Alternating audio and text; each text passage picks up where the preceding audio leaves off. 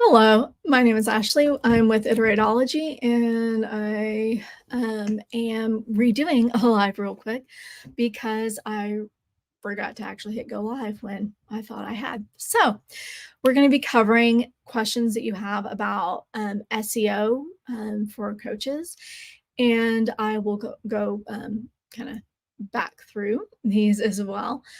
So the first question I have is, how can I get my site to rank higher on Google?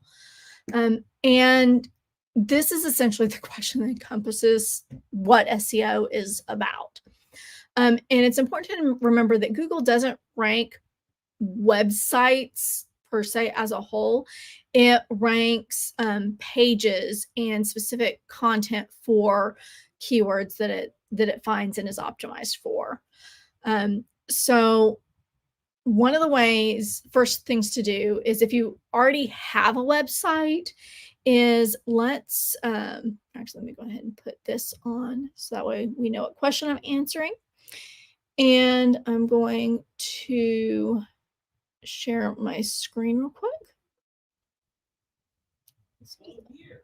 Okay. Actually, I'm going to do this one. All right. So with this,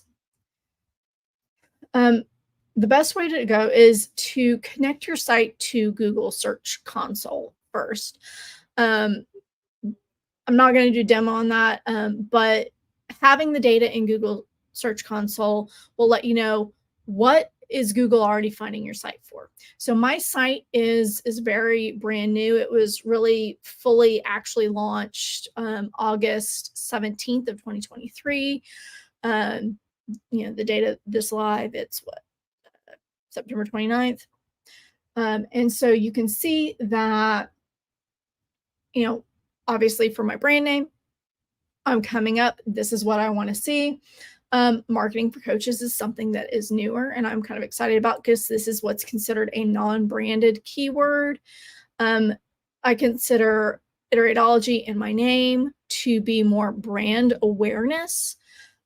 So I would expect to see more impressions for those, especially for Iteratology. An impression is when your site is visible in search results.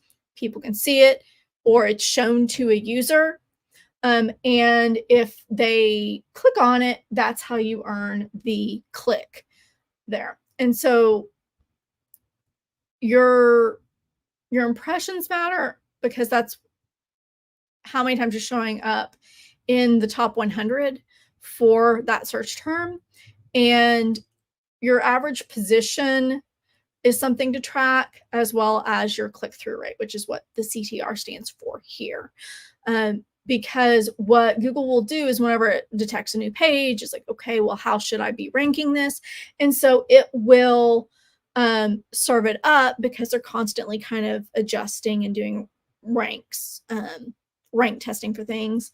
And so, it got served up on, a page where somebody saw it. It didn't get clicked, so Google kind of filed that away. So that's how search engines work. And I'll come to some more of this later, as I kind of answer some of the other questions that we've got. But the way to really get your site to rank higher is to do your keyword research, first of all, because if you don't know what you're already ranking for, or have a plan, so if you've got a new site like mine, it's more about, what do I want to rank for? And so one way that you can do that is, going to Google and, what is a topic that you talk about? So I talk about SEO for coaches.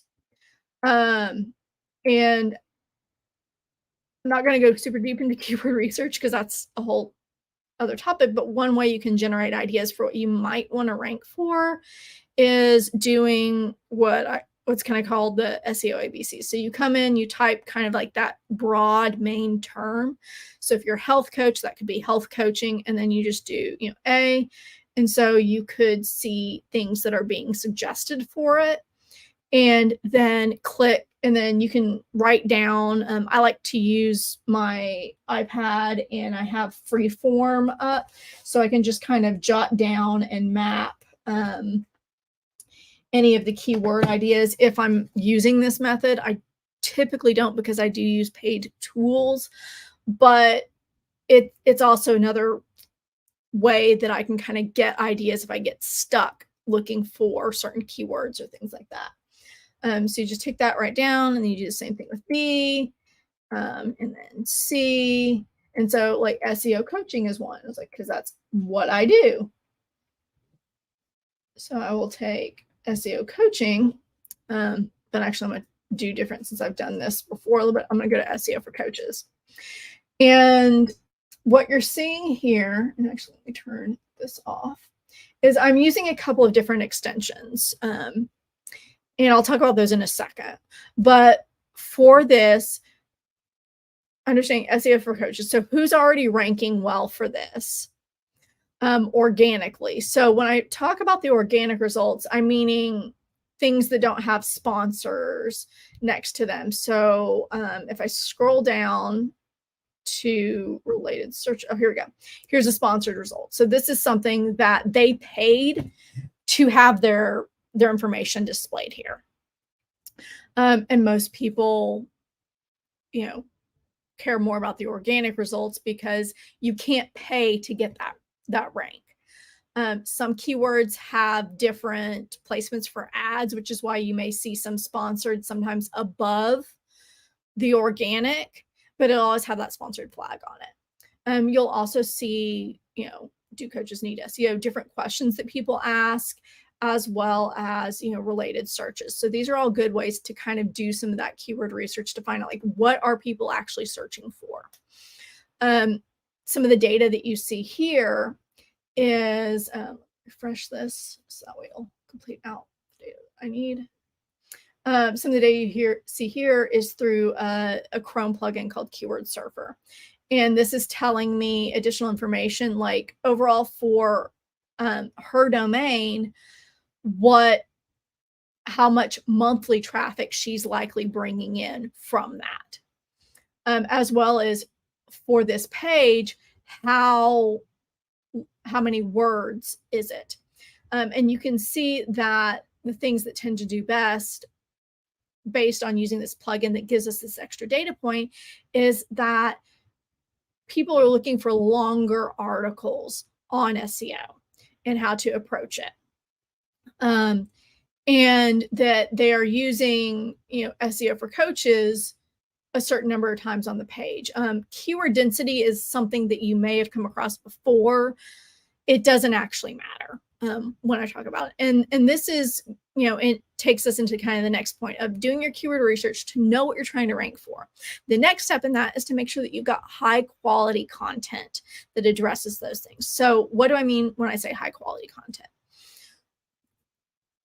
What I mean is, you can see here that there's, ultimate guide, step-by-step beginner's guide.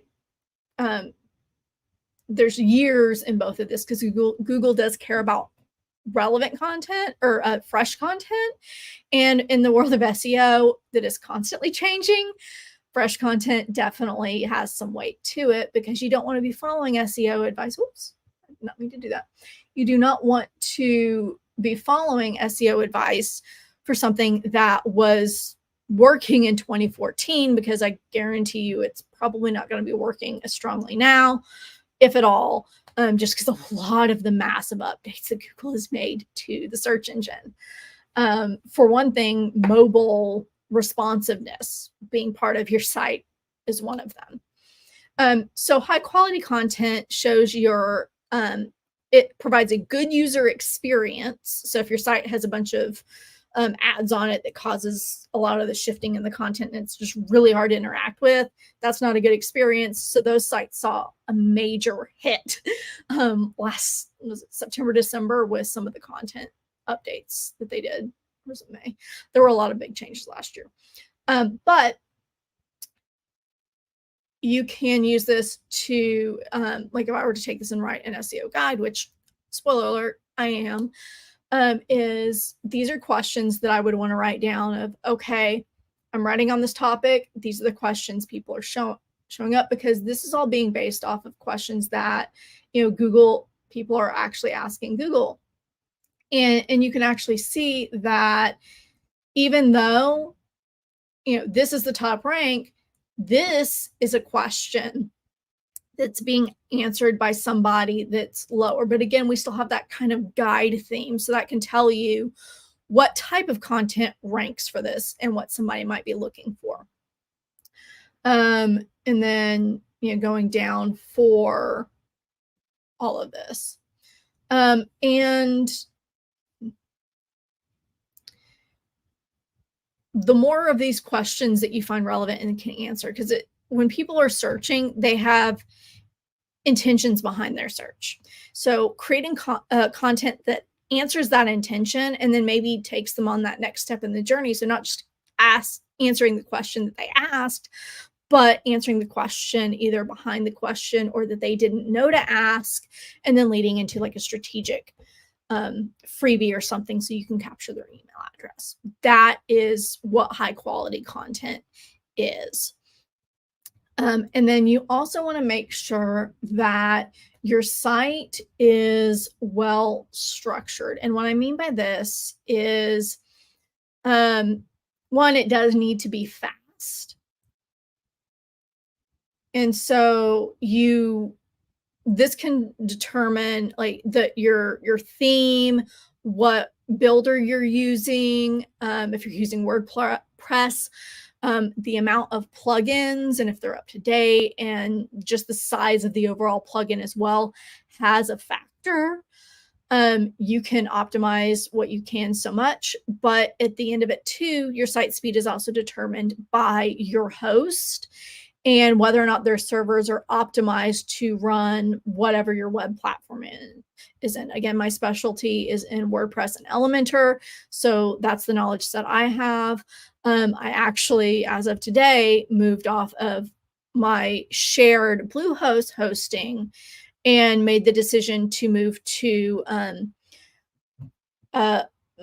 set up my own account on Flywheel to move to their managed hosting, which means that their servers are optimized to run WordPress, already come with a lot of the security and the concerns that some people that warn you away from WordPress will use, which WordPress is if you want a lot of control, you can use a different platform. If you care a little bit less about control, I know what I do, and I know that with the way I want to run things, I need that level of control. That may or may not apply to your business.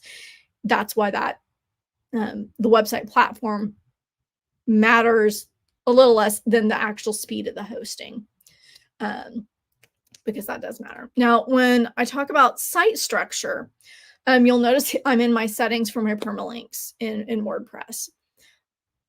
Big red flag here, guys. If you have a site that is already ranking or you've been producing content, mainly if it's already ranking, if you've been producing content and you haven't really seen a lot of rank, there's not as much risk to changing your URL structure, which is basically here's your domain, and then the URL structure is everything that happens after that domain.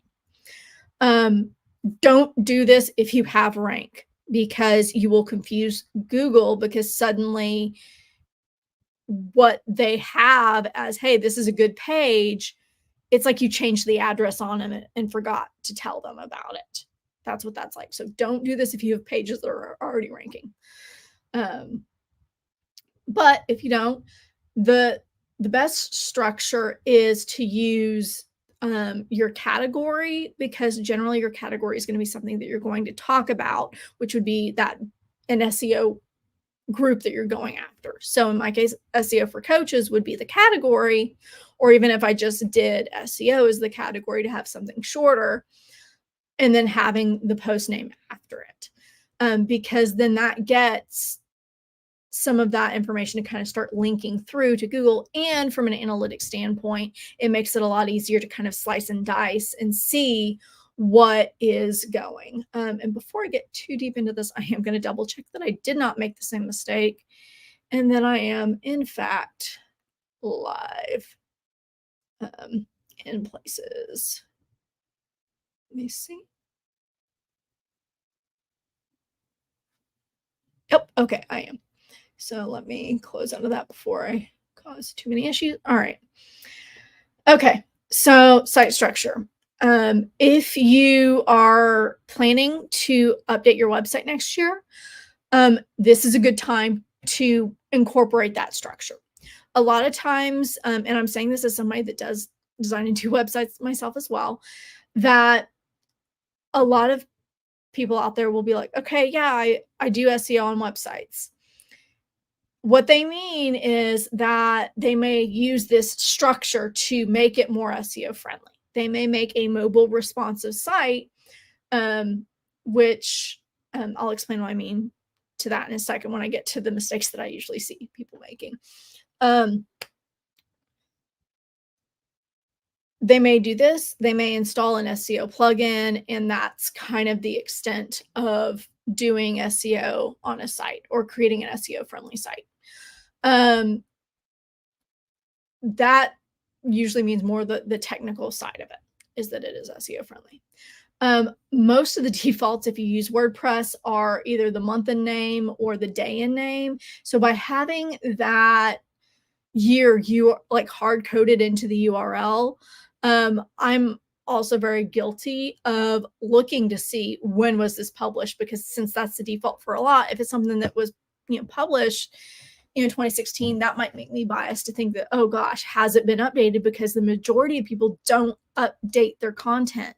They just instead create either, if you're doing a a marketing guide for coaches in 2022 and you did one in 2023 and you're treating those as separate posts, you're actually not really helping yourself. You'd be better off focusing on one of those and keeping it up to date instead of reinventing the wheel or recreating. Even if it's just duplicating and copying it, you want to kind of go back to the original post that Google already has the URL for and is ranking for. So we have checked Google Search Console to know what we're ranking for. We have done our keyword research. We've created high quality content. We made sure that our site is fast and well structured. The last step of that is you want to ethically and naturally work on cultivating backlinks to your site through things like social media. So if people are sharing your things on social media, that provides a backlink. If people, if you go on a podcast, generally they'll ask for, hey, here is there a link to your website, or sometimes they'll let you offer a freebie or something that's relevant to your topic, to the audience. Check with them before you do that, of course. But again, having those other sources linking into your website is how Google actually got started as an academic paper citation engine. And the way they determine which sites had the most authority, because that's so Google grades on experience, expertise, and creating high quality content that's authoritative, or high quality content is how you demonstrate that expertise. The next part of that, the EAT acronym that you may hear in relation to SEO, is authority. So the way Google determines that your site has good authority is that there's a lot of sites that are linking into your site. So you write a great marketing guide. Well, maybe you have a friend that serves a different niche that is like, here's how you can market. And as long as it's like relevant, like the more relevant the linking site's content to what you do, the better, because again, it's about quality rather than quantity, which is what anybody trying to sell you backlinks is generally trying to do. And that that was brought crashing down for a lot of people with definitely the December update with Google. So once you do that, it's maintain your content and get more backlinks to it. And then as you rank more, as the more pages on your site start to rank well, your trust elevates in Google's eyes, as well as having things like being at an HTTPS with your secured certificate is a must. You also need to make sure that all of like your images and things are also at that same secured web address and having a privacy policy, terms and conditions, even disclaimers and things. Those are all trust signals to Google that, like, hey, this site's legitimate. And so that's how you can kind of get your site to rank higher on Google at kind of a high level.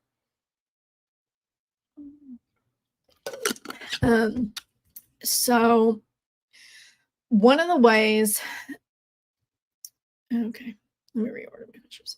So let's see, I have kind of in that I answer, like, how do I know how my site's already doing? So let me touch on this one just real quick to make sure I definitely get this answered. And we have a way to timestamp this as well. Just, again, I like transparency, so you know kind of what I'm doing and why I'm doing what I'm doing. Google Search Console is a good free source to know how your site is doing, because, again, it's what's your performance. You can also see, okay, of this, what pages on my site have been indexed, and does that look correct? Oops.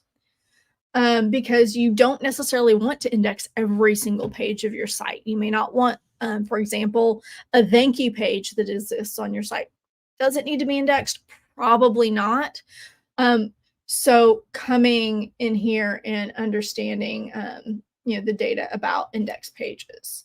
So right now, yeah, those are the 2 pages that Google should have indexed on their site. So I'm happy with that. This is also where you can submit a sitemap, which helps Google understand how your site is structured. That's, again, why site structure matters. I'm not going to get too deep into that. Page experience. I don't have enough usage data for that. Again, this is a new site. Cool. And here you can see, like, I had a page that was not usable on mobile. So because I was in here and I found that error, and you can kind of see, like, text is too small to read, clickable elements too close together, and it will tell you why they aren't usable. I can fix the issue and then get that resolved. And so that's how you can use Google Search Console to give you that information, track your progress, because you will be able to track back. I think 16 months might be the longest you can go back. But again, it's a new site, so you can kind of see about when I released it, and I haven't created a lot of new content. Because the other thing too is you have to have enough content usually for Google to rank, whether that's content that maybe you're creating, like on a YouTube channel or something like that can show up in search results, or you can also do a blog. That's why a blog is very beneficial to helping your site rank, because once you reach a certain footprint, which is typically, and I mean, don't quote me, so around like about 50 pages, which you can actually get there pretty quickly on your site, that's when Google's like, okay, they have enough content about these domains of expertise. And so that's where you can kind of start to see almost like the progress. And again, upfront about SEO for a new site can take 3 to 12 months minimum to really start to see some of the rank, depending on the keywords that you're going after. There's a long joke that you ask an SEO a question, the answer is always going to be, it depends. The reason why is there's over, like, I've seen some articles that say like thousands, some that say at least over 200 ranking factors in the Google algorithm. So it could be any one of those that could be impacting things.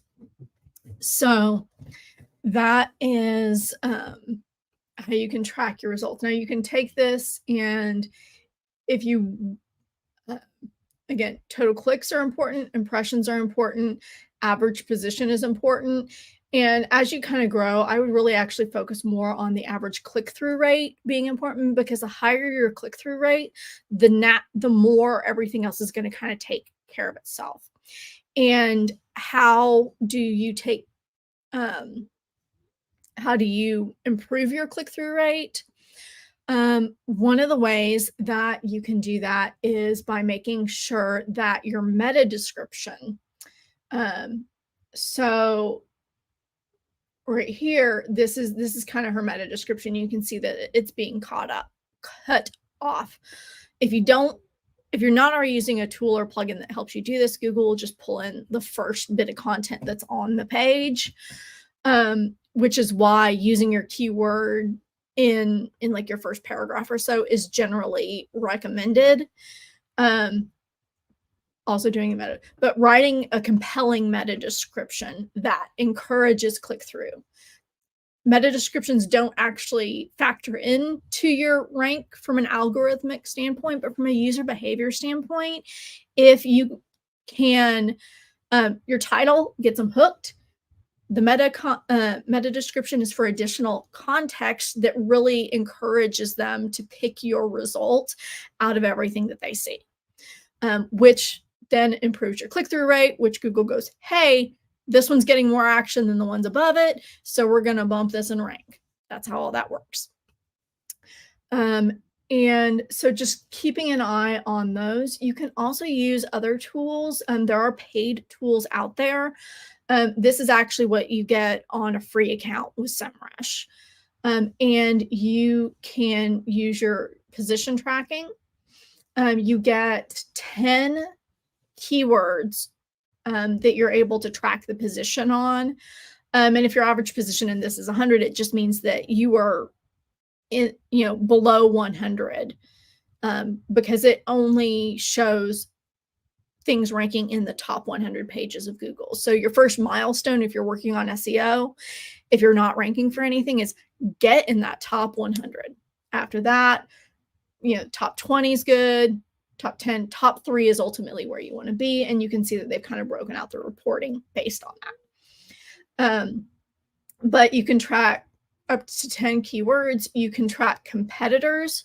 So you can see who is trying to rank organically for the same terms that you are, because that's also a factor in knowing, is this a term that I should target? Because, if I targeted just like SEO, I would be competing with large brands like HubSpot,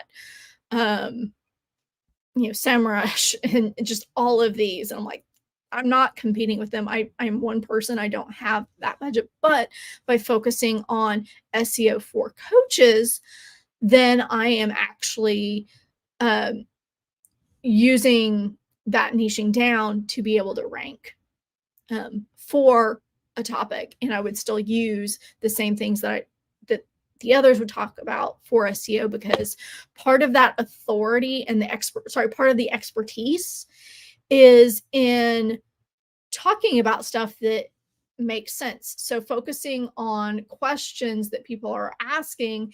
And if you're already answering these naturally, you're going to use your keywords in a fluid manner. And so that's why you don't really, keyword density is not as big a thing. Now, so let's see. So how do I know how my site's already doing?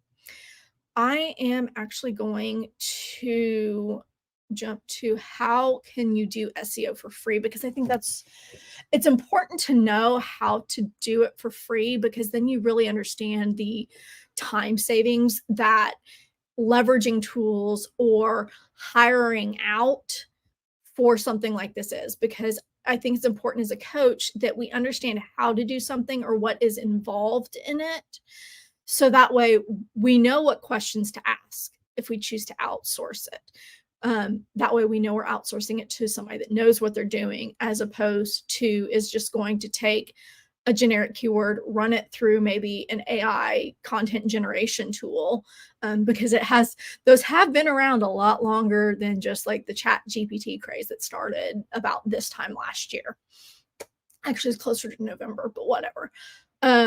So that's what my purpose and my goal in sharing the Q&As from the membership that I have live with everyone is, so that way you can still benefit from knowing and the knowledge, even if you're not able to join us.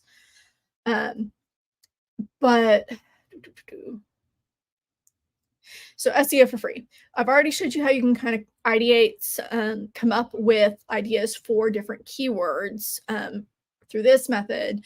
I will show you one when I hop over to the AI side of things in a bit, but because AI is not all bad, but it does have its place in ethically using it. So you'll see how I've got some extra data that you guys probably don't have here is by doing SEO for coaches, I can see that there is a larger volume with overlap because this is about how many monthly searches happen in the United States. And if I was trying to pay to rank or to get clicks for this, I would expect to pay about $15 lead. The reason why is, and why this might look really high to pay for leads is if you're used to running Facebook ads or something like that, is generally SEO is a higher cost service. Some packages that people will do will start at like, $5,000 or things like that. So $15 to get a $5,000 lead, there's a trade-off. So just some context there. Because I think context is really important, just when we're looking at data in general.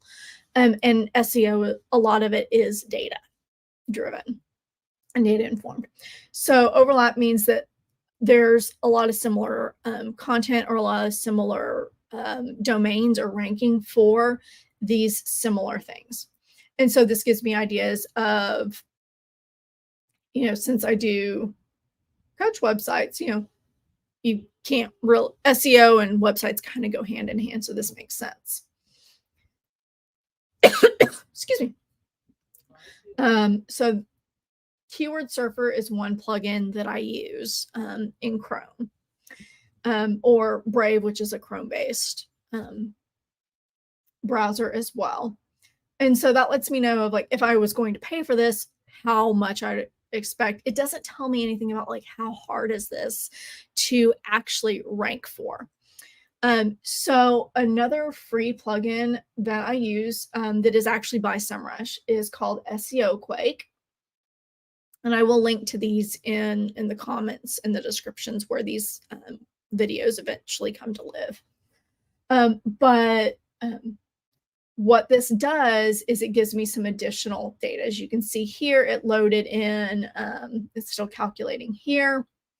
But this is like the authority score of the website. So, she, I think, has been around for at least since 2019 and has been putting a lot of effort into practicing, obviously, what she teaches. And she does also talk about SEO because the only way to really get your domain authority up is to have pages ranking well in Google, as well as quality backlinks to your site. So she's probably done, I'm actually halfway certain I have seen her in some virtual summit or something I have attended over the years.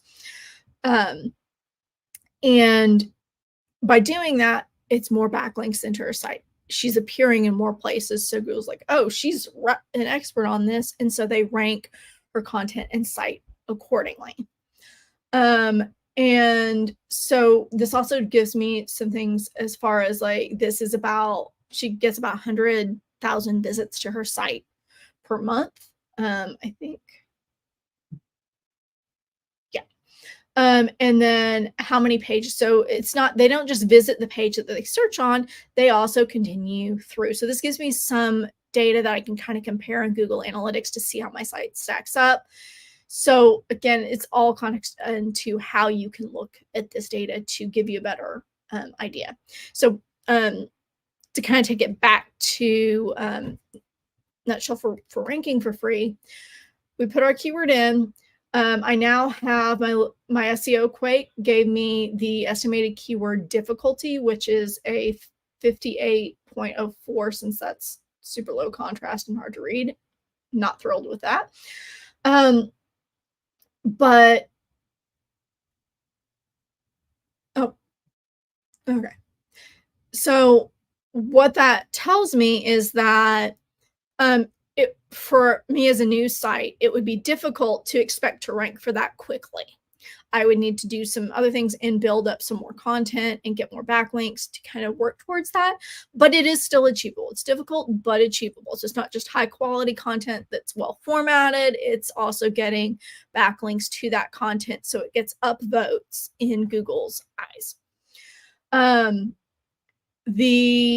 I would use the people also ask to help me generate questions that I need to answer within my content. And I would also go through each one of these. So I'll open hers up. And you go through maybe the top. I usually do about the top 4 to 5. Beyond 5, you kind of are just confirming patterns that you've likely already seen in the top results. But then you understand like what's the format people are looking for. These are guides. These aren't like your top 10 lists or things like that, though those are also very popular. If I was doing marketing for coaches, the top results for that are very numbers driven. She also holds a top spot for that as well. And so you would use that to see if, this one's using a, it's pulling in different parts of it where you can see this is a heading, this is a heading, this is a heading. And so we'll go into here. And so you can also see that she is linking to other sources externally. So she's showing that she's part of the ecosystem. And this is going to kind of answer one of the questions further on how to create high quality content. One of the other plugins that I use is this SEO Meta in one click. And once you have your keyword research, so going back to the keyword research for free, you have a keyword, you're like, cool, this is one that I want to target. You're looking at the competition, say like, if I'm going to go after this keyword, this is what I'm up against. And so you can see that she's using SEO for Coaches in her title, which is the #1 spot. You're seeing that she's using SEO for Coaches in her meta description, which again, doesn't directly affect your rank, but it affects your click-through, so it is still important. You can see that she has it in her URL, and that she's using a properly structured site because she has one H1 tag, which is your first header. And something that I've seen a lot as a web designer, and I think early in my career I was likely also guilty of this, is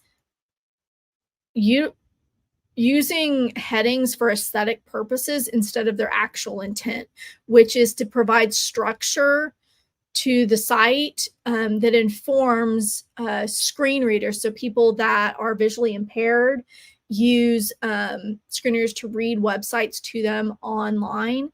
And if you're applying your headings strictly for a specific styling or something like that, you're better off working with your web designer to create a specific styling. They're called classes for things like your hero text or just like your general text or a specific heading. Because if you're kind of usurping these, then you're going to wind up using them incorrectly. And you can see, how many links, is this links inbound or this is just how many links are on the site. So this could be links to her own posts because you do want to interlink your content. So if you've written a really big piece and then you know that you have some other content that's covered it, link to that content because that helps Google see those connections and the dots in the relation. And from a user standpoint, if I'm reading this article and I wanted to go, okay, well, one, she's doing this to cite her sources because she's citing a website called Bright Edge here. I can tell that. You can't see it here, but the little tooltip for the URL that's in there, she's talking about benefits of SEO. And, as I scroll down, I can see the different tools she's talking about. And she's talking about best keywords for, like, this is probably one of the reasons why she's ranking, is because she's addressing a lot of those tangential and connected keywords. And then, yeah, how do you create content that ranks? Well, you create content that stands out. And she's definitely somebody that walks her walk. So good on her. And so that's where you utilize the keywords in your content. The other one is, again, making sure that you're working with either a platform or something that does allow you a degree of either SEO control or speed. If you can, again, if only do this if you're not currently ranking for anything. Don't do this if you're ranking. And you check that through Google Search Console. Update your structure to where you're not using dates in it. If you've started with a WordPress site, update your permalink structure. You just need to do that. If you're thinking about a site migration, reach out or talk to somebody that knows and can help you with that. That's something that I do take on limited clients for web design projects. But that's something that should be part of the discussion as you're talking about things like site structure and how you want it to be. And that's also a good interview question of, like, how do you approach SEO as a web designer to set me up for success? They should be talking about providing a custom structure, is one of the ways. So kind of continuing, so for to answer the question of what SEO tools and plugins do I use? We have covered so far that I use this SEO Meta One-Click. Obviously, there's not a description for this page. It's an admin page in my WordPress, so I'm not concerned about that. And that's something to take away too, is for any of the data that you're seeing here, if there is a for example, the description's missing. I'm not heartbroken over this. I don't want this page to rank. I don't care. So keep that in mind, that not every page on your site needs to rank, just the ones that strategically bring people into your different funnels or provide them with pathways into your ecosystem. That's the whole point of ranking for search engines, is get them into your ecosystem when they're already searching and seeking out what you have to offer. So SEO Meta and One-Click, SEO Quake, and Keyword Surfer. Yeah, Keyword Surfer are the two that help with the search results screen information. And then let's see, what have I not talked about? One I didn't bring up. So when you're trying to determine keyword research, so you have your list of keyword ideas.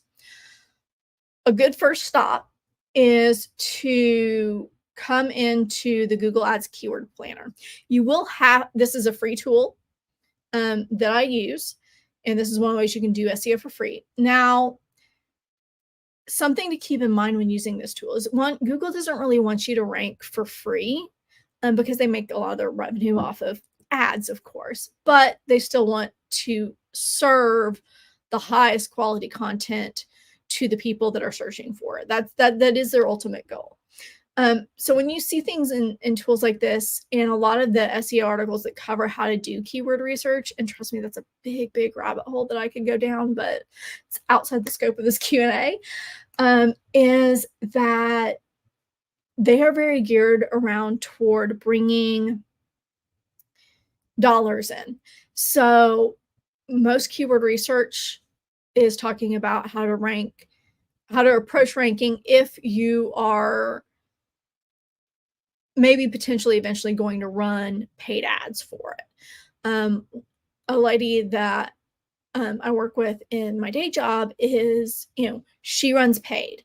So she looks at keywords very differently than I do. She looks at this and is like, okay, well, if I were to pay for this, it's like, how much am I potentially going to wind up paying So it'll either be as low as 6, or likely we'll go with a higher estimate because we want to make sure we're budgeting properly. So $20 per lead. And there's 10 to 100 people that are searching for it. Is this a really high intent keyword? Yeah, probably. Because if somebody's looking for SEO for coaches, they're looking, though I think this is more of an informational, you're usually looking for information when they search for this. So depending. Now, one that is like SEO coaching, that's somebody that's looking to get help.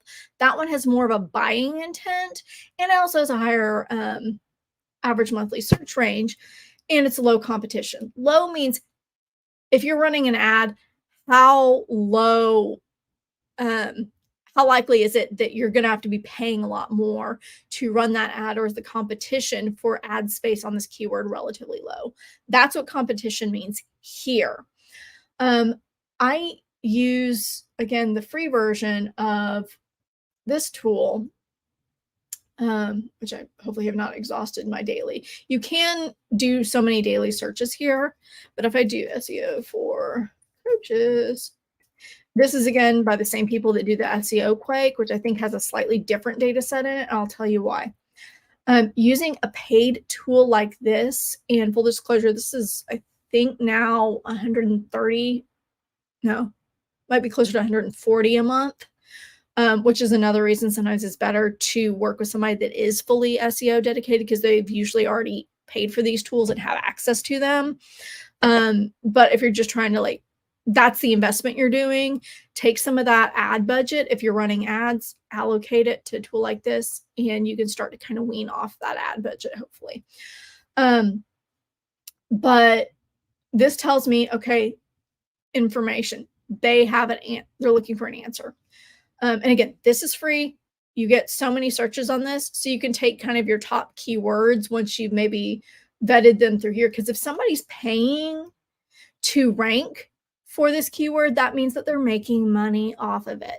So just because something says, low competition, but you don't necessarily see something here, maybe Coach SEO, not a lot of people are buying from, or people aren't making money off of it, because theoretically, if people are investing money in it, they're probably making money back. Otherwise, they're just kind of throwing it down the drain. But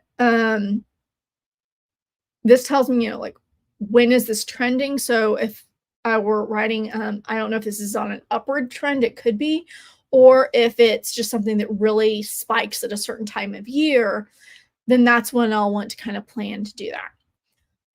And this is telling me that the keyword difficulty is around 20%, which is very different than the 50, what was it here? The 50% that I was getting from the SEO Quake, which is why I think the data sets are a little bit different. SEO Quake, again, free plugin, I think, to drive traffic into SEMrush, which, I mean, that's a marketing strategy. We all have free lead magnets that we used to do. I'm doing this, sharing this session for free.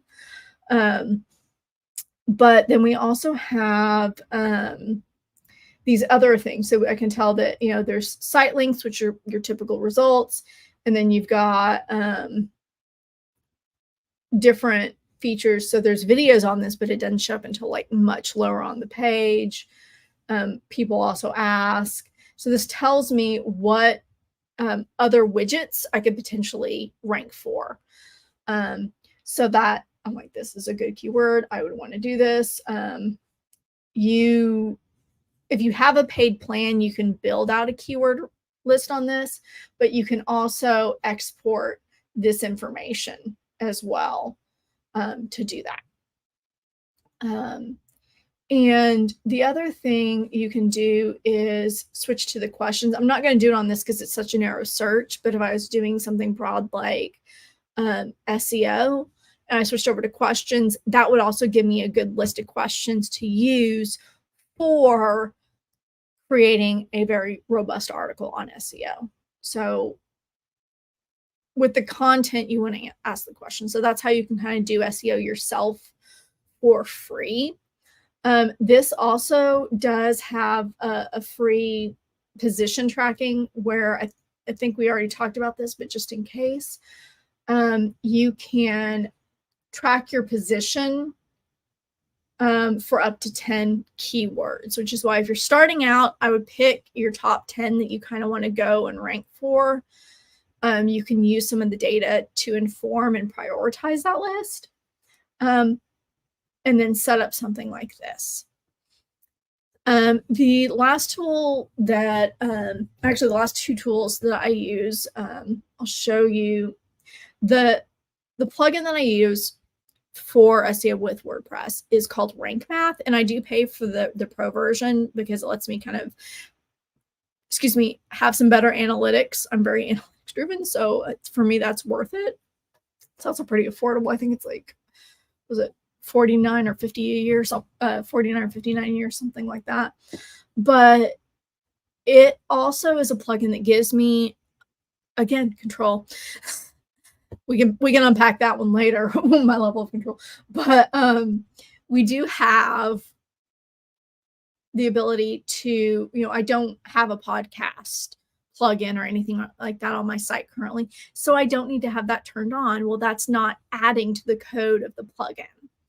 The other two plugins that I see a lot are Yoast, which for a long time has kind of been the gold standard, but to be honest, I haven't seen a lot from them by way of innovation, at least not for the same value that like this is.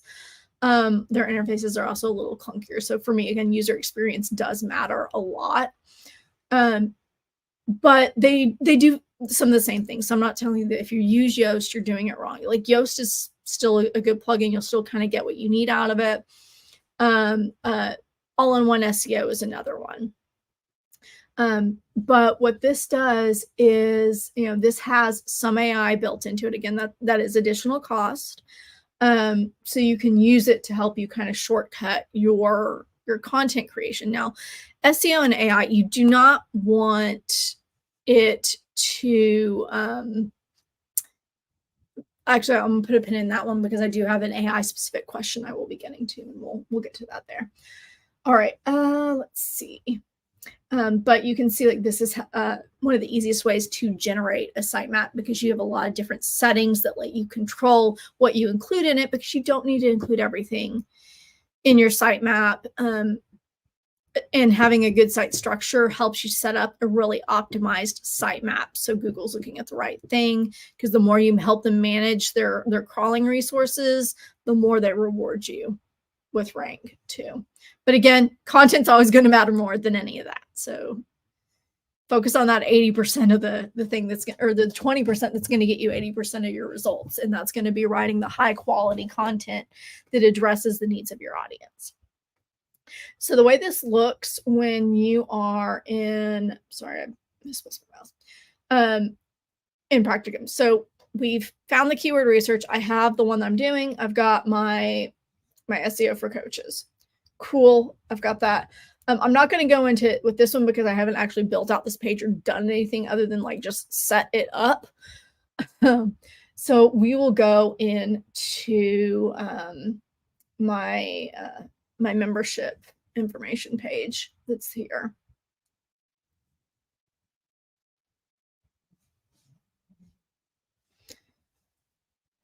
All right. And so under the SEO, and this will show up if you're using like a block editor, things like that. It'll just be over on this side in the interface. It works for both. With this is the Rank Math plugin.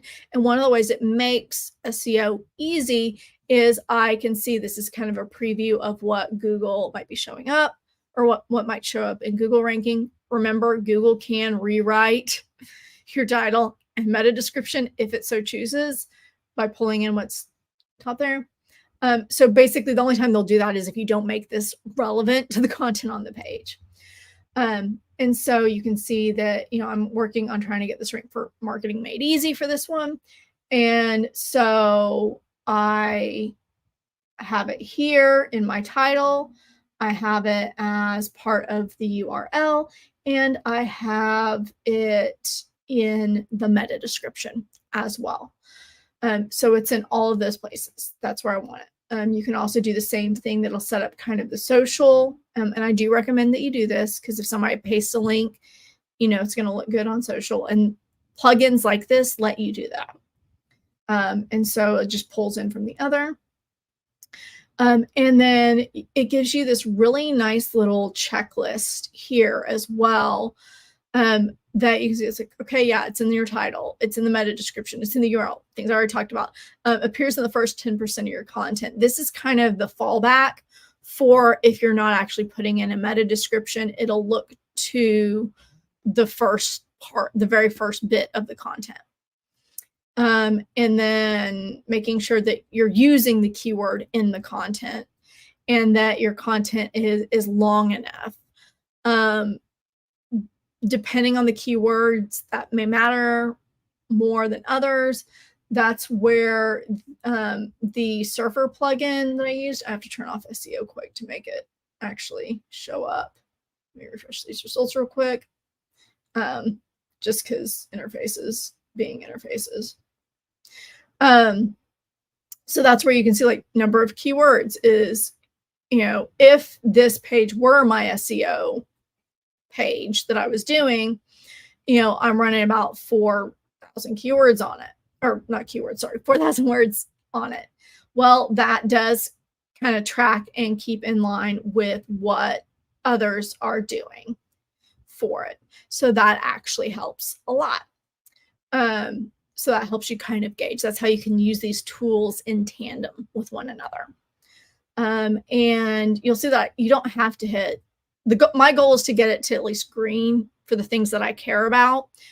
And you'll see that, keyword is in subheadings, which are some of those header tags I talked about earlier, alt images. I will get on that soapbox in a hot minute.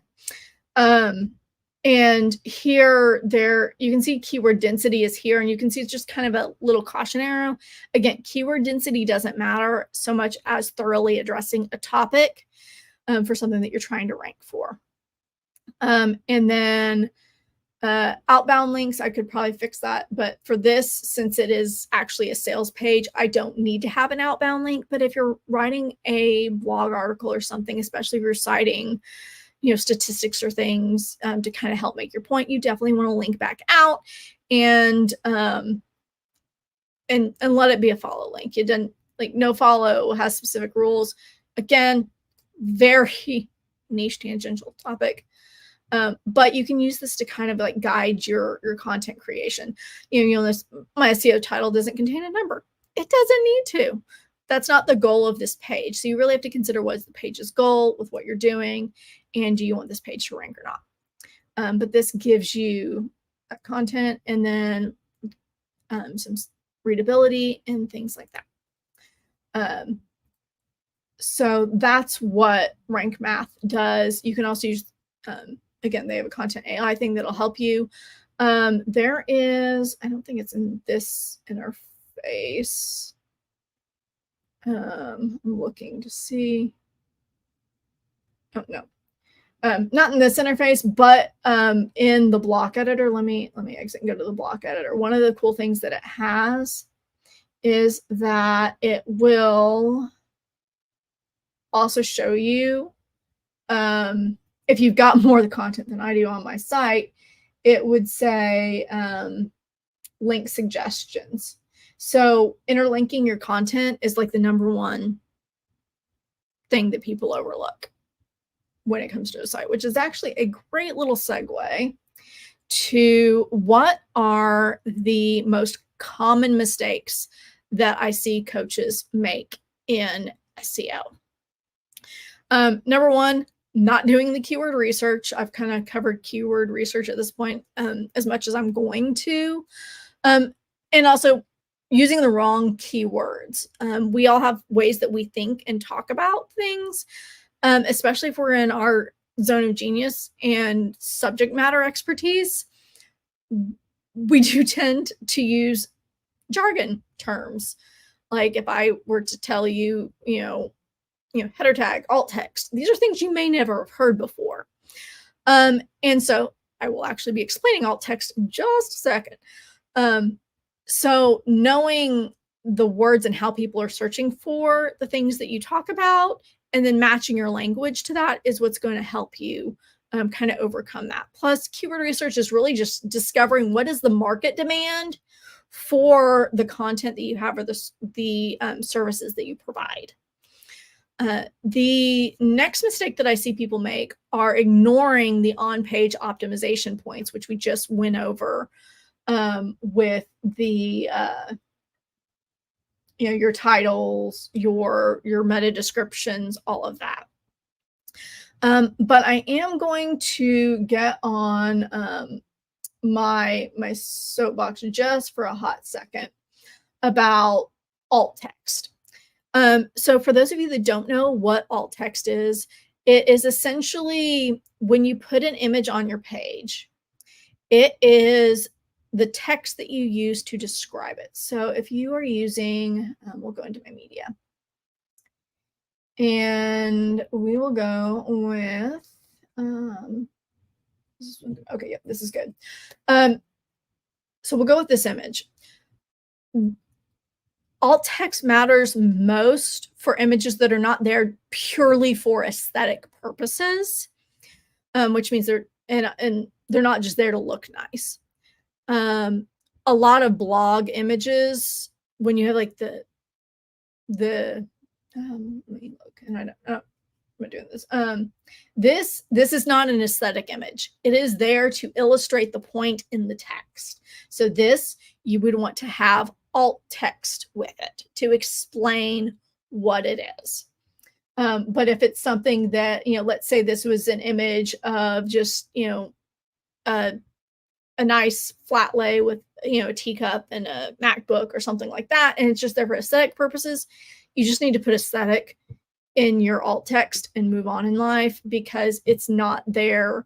Remember, alt text is for people with visual disabilities. I mentioned how, the headings is how screen readers will read the site.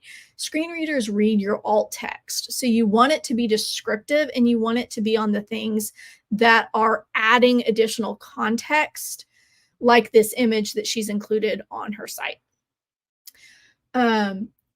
And so for this example, for me, it is, this is an image of me giving a training at an event. And the reason I have that explained is because I use this as a way to, reinforce the authority that, I do speak, and I have, spoken at Google events and things like that. So the title could work, but yeah, okay. So alt text is one place you can use your keywords. The image title is another one. And generally, I like to include the brand name. So only do this for original content. You do not need to do this for things that are there just so you have an image to help break up text. That helps with readability, and you want to do that, but not every image is adds additional context. Sometimes images are just there to be pretty, and that's totally fine. So you just want something reflecting like, this is a beach sunset or something, or whatever you want to call it.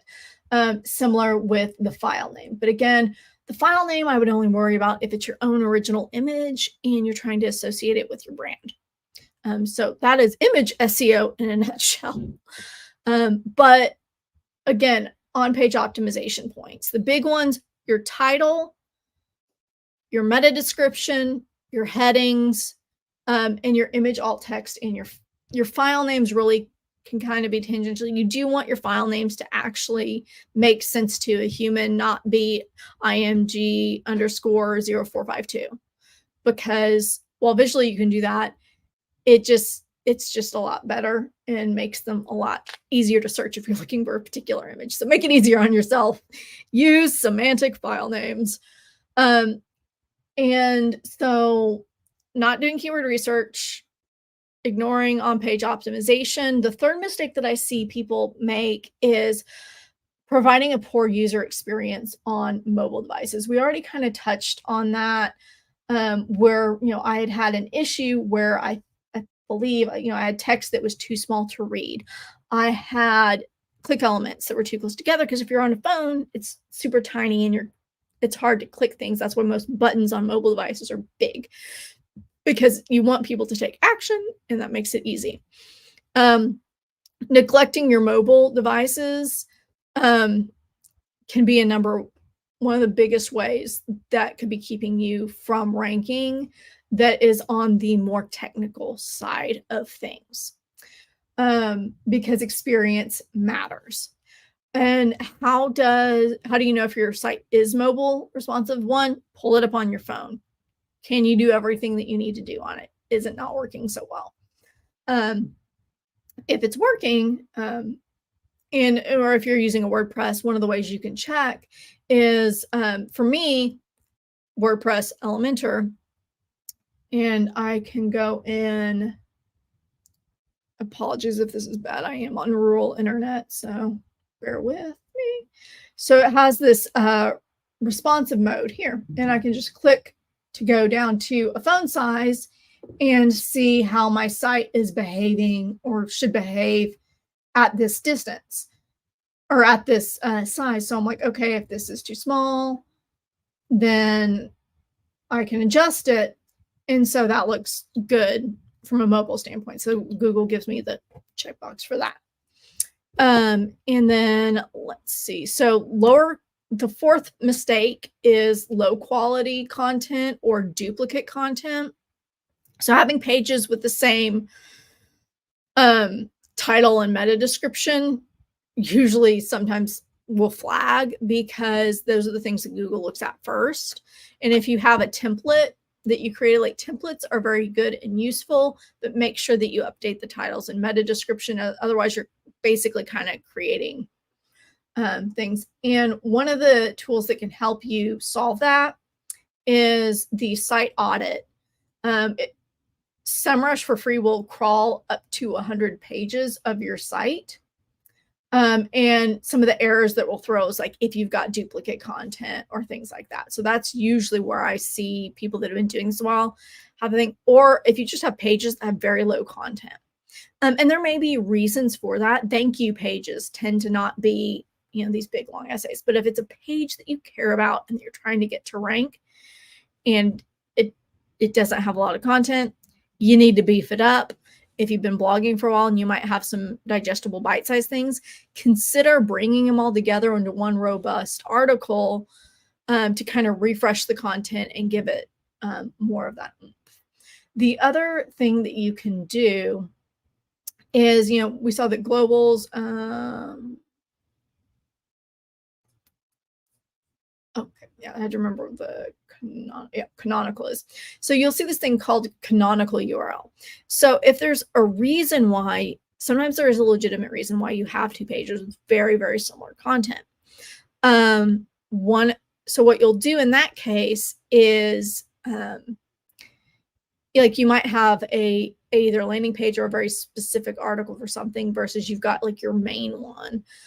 And so you'll say, this is the canonical. This is the one I want Google to see as the source of truth and to be the URL to win it all for this content type.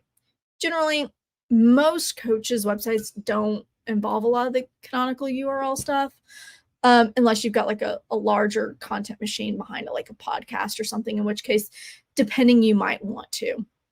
But that's something that you'd really have to get into an SEO site audit to determine that. And so not really something I can talk about in this Q&A. But we do have, let's see. So I've talked about not doing keyword research, ignoring on-page optimization, bad user experience on mobile devices, duplicate content, low quality content, not measuring how your content's actually doing. This is how people get stuck on the content hamster wheel, is you're creating content, which is good because you've got that bias towards action, but you're not stopping to see, okay, well, what content is working? What content is bringing the type of traffic that I want to bring to my site that's actually, fulfilling goals for me? So whenever that happens, when you don't measure it, you just feel stuck because you don't know what's working. So there's kind of two two tools that go hand in hand with this. One is the Search Console, where you can see, this is what I'm already ranking for. And then tracking things like your impressions, click-through rate, and average position. And doing that on, I would say, a monthly basis. You don't need to look about this every day. It's like monthly, quarterly at most is probably going to be enough for most people.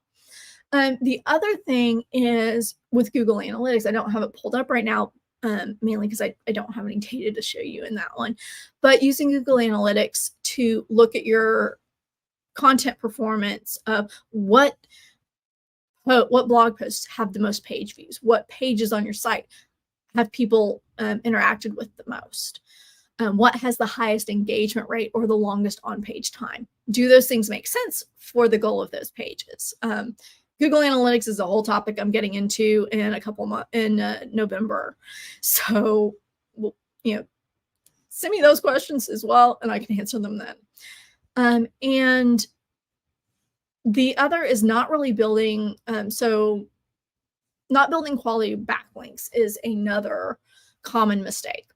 And so we've all got those emails where it's like, I can get you this many quality backlinks for blah, blah. Yeah, don't do that, because those tend to be link farms where they have scraped content off the internet and are just inserting links.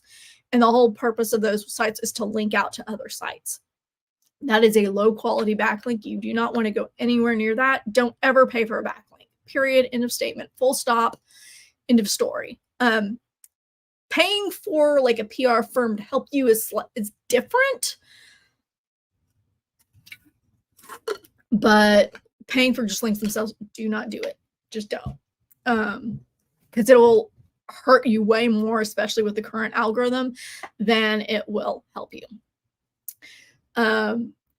And the other is, disregarding technical aspects of SEO, like I said, the site structure, the speed. Those are things that can take you from ranking okay to leaping into the positions that you want.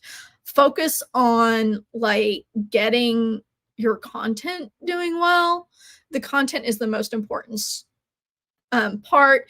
And then once you're bringing in the right type of traffic that's converting and bringing in sales, then it's probably time to really look in and address SEO. Or if you are at a point where you have a content bank, doing an SEO audit to understand what technical things can be improved, or figure out a plan of either changing a site structure or migrating hosts to improve your site speed.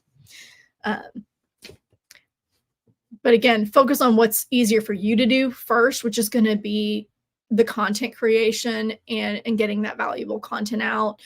Then hire on for the more technical aspects to get you in an even better place.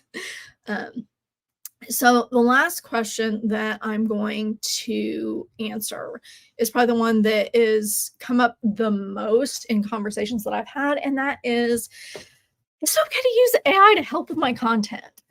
Help with, yes. Write it, no. Mainly because Google can detect AI written content. And AI as a whole, and I'm only talking about like ChatGPT and things like and the more text-based things.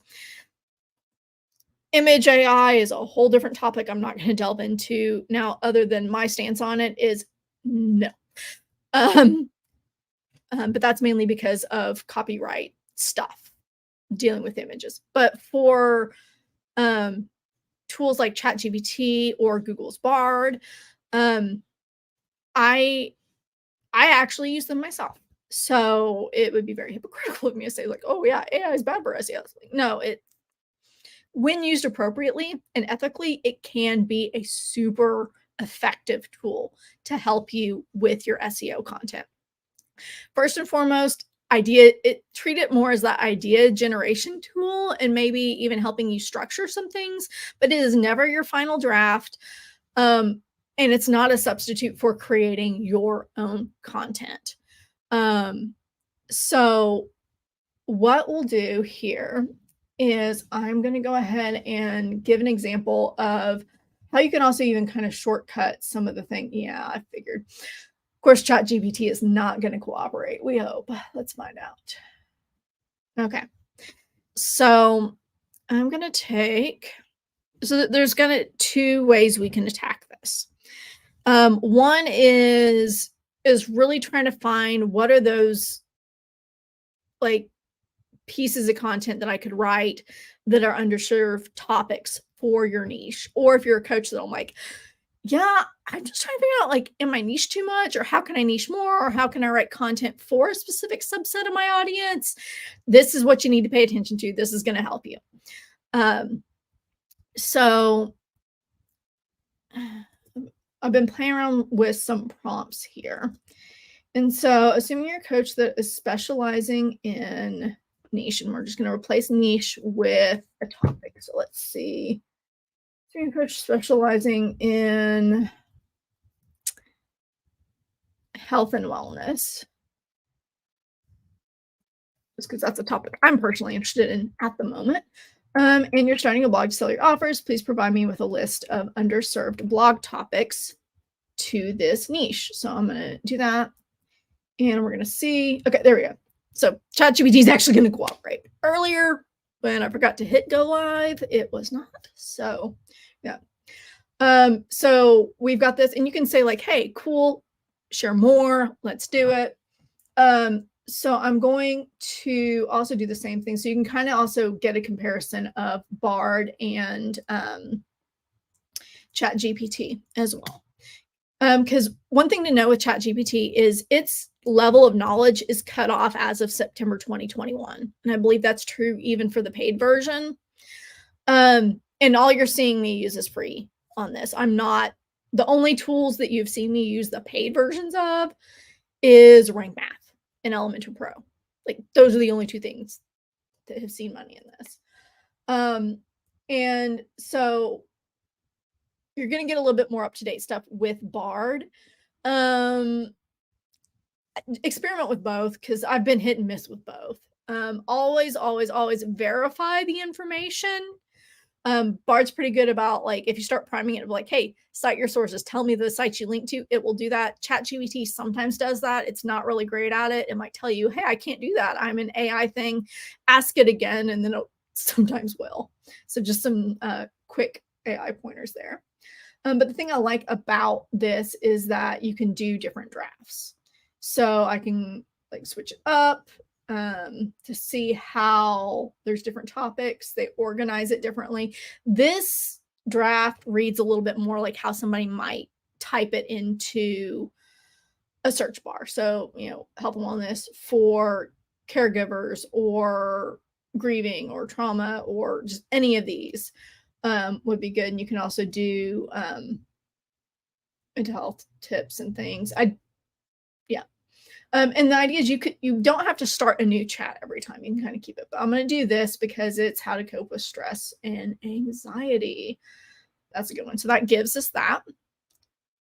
So the next prompt I'm going to give it then, because once you pick the draft here, it's going to keep using it. Oh, and apparently you can upload images into Bard. So if you're uploading your own images, that's fine.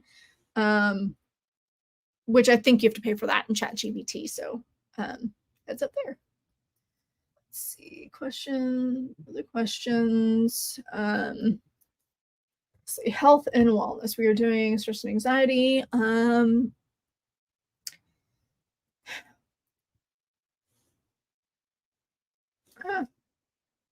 pretend I'm a health coach for coaches, just to kind of ask about, and then you just pick one of the topics. How to cope.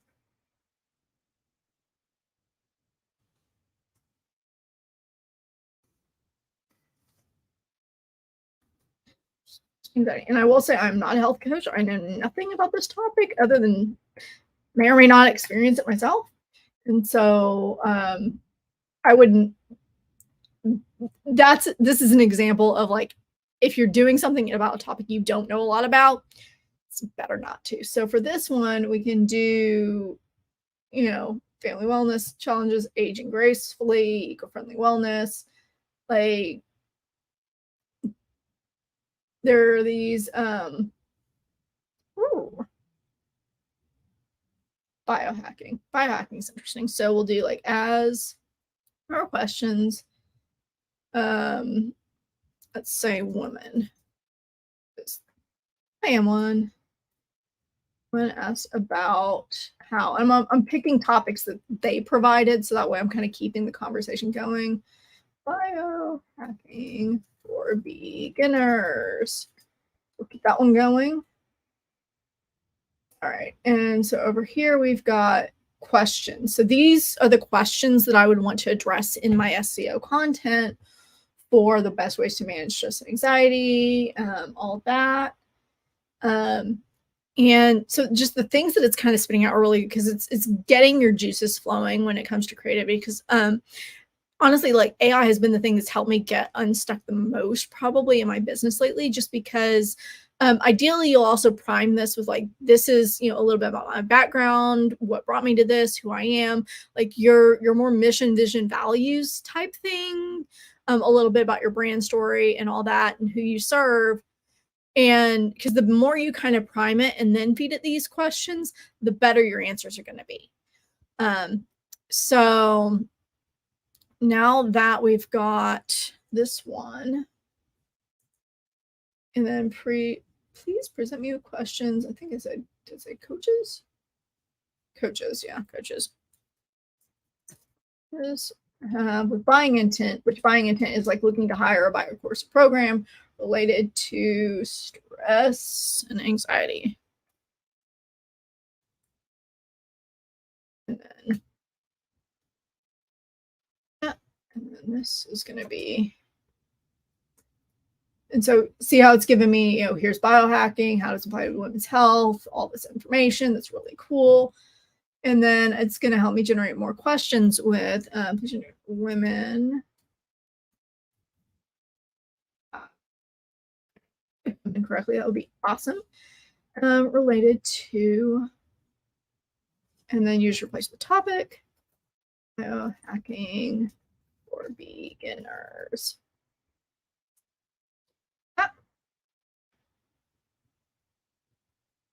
And then it provides you questions there. So we've got some of that. And so these are buying intent. And if you have something that's like, I only serve people in local area, then that's what you would kind of use there.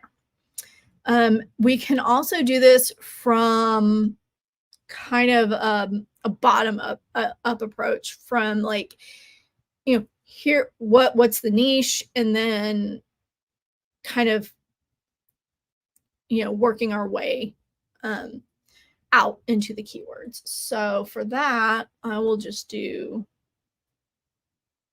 this. I'll put in this one. So, you know, can you please provide a list of keywords? Oh, hang on. I don't want both of those at the same time. I only want one of those. So please provide a list of keywords in the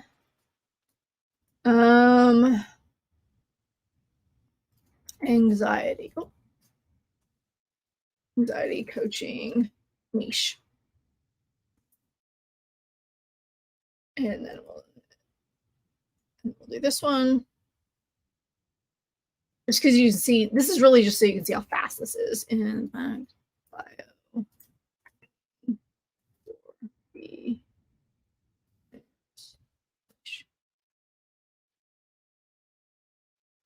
and so you can see like, here's a bunch of the keywords. And these are things that like, if you didn't want to do the keyword research at the beginning, like you can start with this. The reason I showed you that first instead of the fast way is because I wanted you to understand like how to think about it and go through it. But this is where you can kind of start to do this. And then so what we're seeing here are what I would kind of consider to be head terms. And again, that's the broad term that's being used to describe. So for me, SEO would be considered a head term, but SEO for coaches would be considered a long tail keyword. And so that's actually the next prompt. I'm going to feed it real quick just so we can kind of see and go through and get more.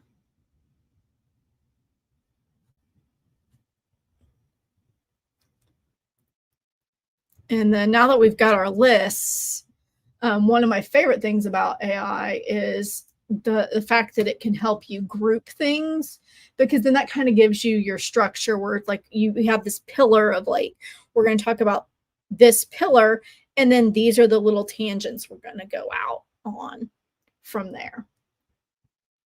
And then, oops, come here.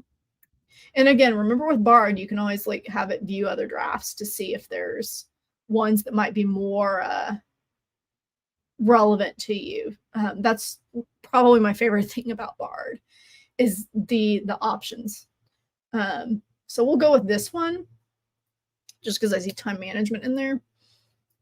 And then now that it's grouped, you can see that, you know, this one, so biohacking for specific goals. Like this could be a really cool series that you could do, or you know, the basics. This would probably be a really good post, as well as some different options for things or naming. And then you can also ask it, was like, cool, for this blog post on this, give me, you know, 10 different headline ideas, and you can kind of mix and match and pick the best. Like, again, you're using this. You can also say provide an outline for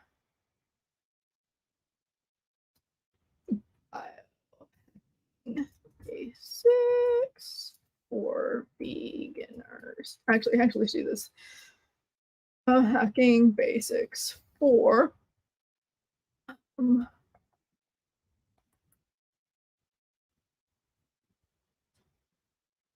let's pick fitness.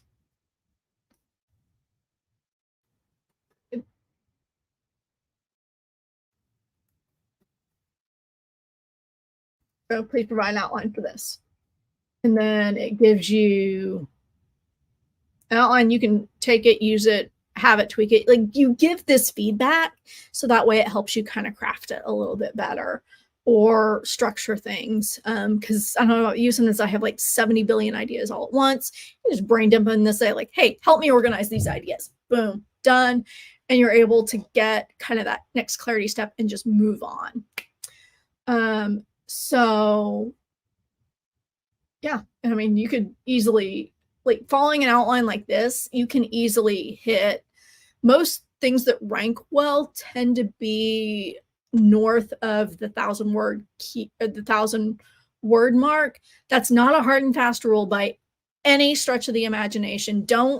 This is not your high school or college level class where it's like, you're going to write me a 10-page essay on this. And if it's less than 10 pages, I'm like, even though you can make your point and a valid argument in 5, this is not academic style writing. You want to write clear, you want to write concisely, and you want to write in a way that your readers can understand.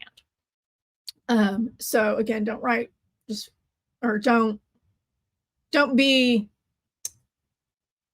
wordy for wordy's sake. So don't be verbose. Just make your points and do that. I say that and I ramble sometimes. All right, I think that I've got everything covered. I'm just going to check my comments for any other questions. Yes, you can ask questions on this. Just let's see, how can I'll try that. Yeah,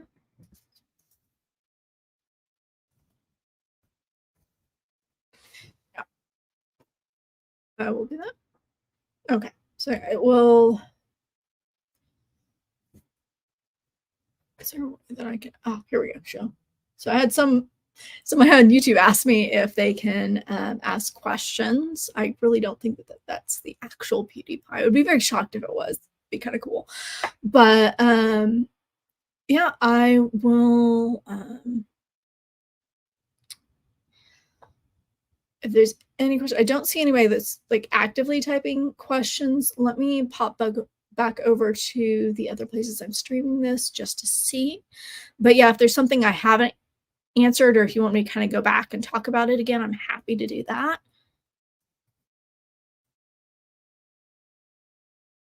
Mhm.